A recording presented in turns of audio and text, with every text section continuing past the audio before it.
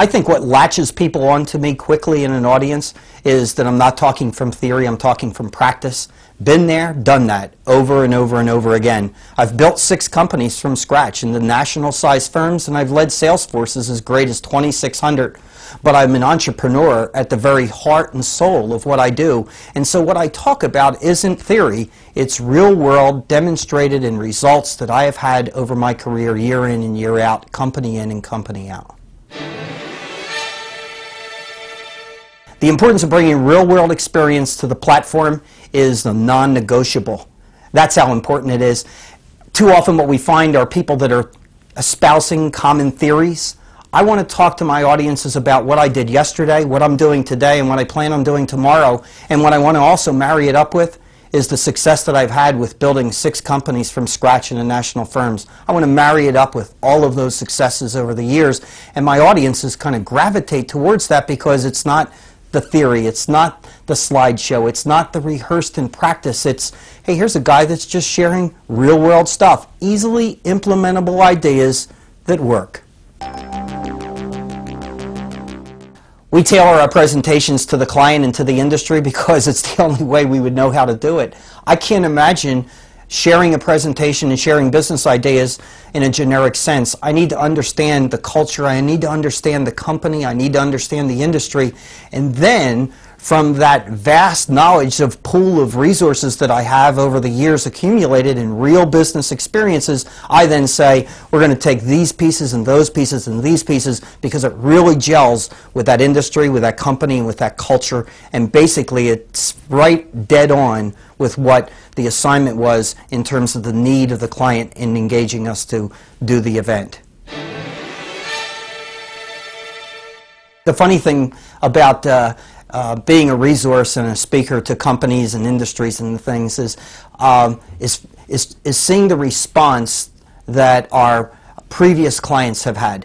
I'll go in and do a workshop, for example, a half-day workshop, and then find that the following year, instead of the workshop, I'm the opening keynoter. Or I'll find that I was the opening keynoter and they put me on for an hour, and the most frequently heard comment was, we need a whole lot more of this guy, and the following year I've got a full day program that they added to the program. So we've got enough content to stay the week, quite frankly. So the shorter the time period, the more jam-packed the program seems to be, and quite frankly, people ask me all the time, well, which one gets you more excited, the half day, the full day, the multiple day, the hour, and you know what, it really doesn't matter to me. It matters to me that the people leave say, wow, that really hit the numbers.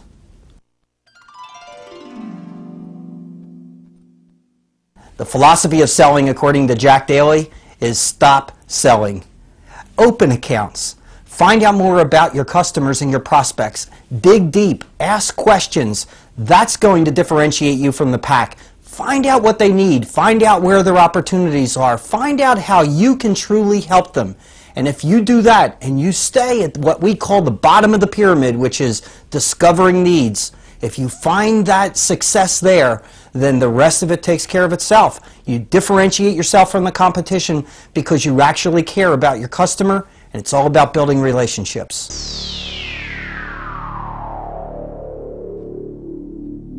I kind of think of repeat engagements as somewhat of a phenomena. The phenomena, it's been very surprising. I got into the business by accident, and I thought, well, you would share your thoughts and you would be a presenter at a company, and then you'd need to move on to another company and to another industry, in fact, because you'd gotten used up.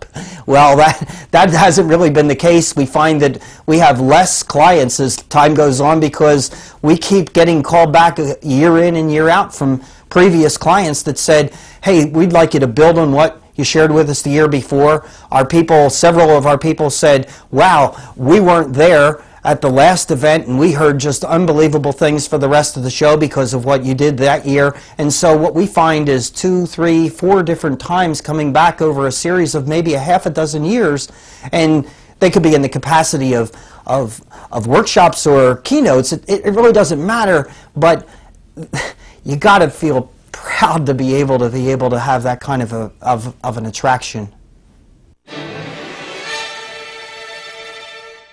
How many times as a consumer are you in the marketplace and feeling assaulted by that salesperson?